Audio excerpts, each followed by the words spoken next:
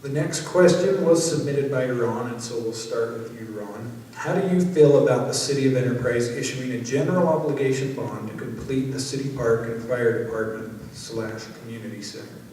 Interesting that question comes up right now. Like Lee mentioned, this is one area that we're very, very sensitive. We could immediately go out and issue a bond on it, which would immediately impose a tax, property tax upon the residents of Enterprise, which we are very, very hesitant of doing because of all the other taxes and things that are going on, our economic situation within the country and our state and our own community, that we don't want to add any undue burden upon our citizens.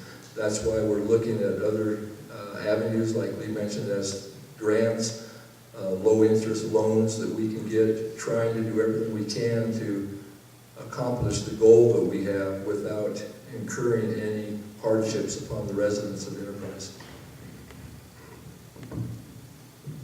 Certainly that's been one of the great discussions we've had on the council as we've continued to run this idea around, is how are we going to pay for it? And so the idea of a municipal bond, we're trying to avoid that at all costs if we can, because we do not want to, as mentioned, most of you are paying your property taxes this next month, and we don't want to make that burden deeper for you.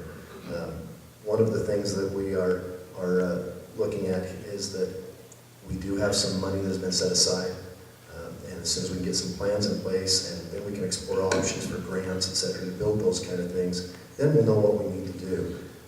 I don't say I would be entirely opposed to a bond for a fire station, but for building things like parks, at that point I'm a little concerned about going into debt for something that I consider a want. But we're going to do everything we can to build a fire station that we can pay for basically without obligating our kids to some debt.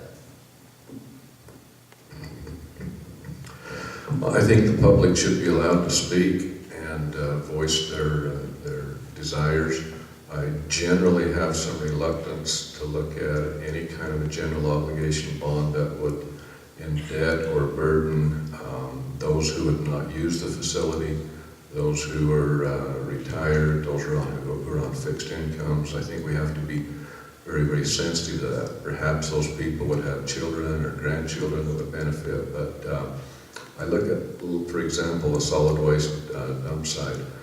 It's used by about 25% of our people, and we could increase the dumping frequency and have that a lot more lively location, but I've always been a little reluctant to spend a lot more money there because only a fraction of our residents use it. And I'm not sure it's fair to burden those who don't use it with that tax.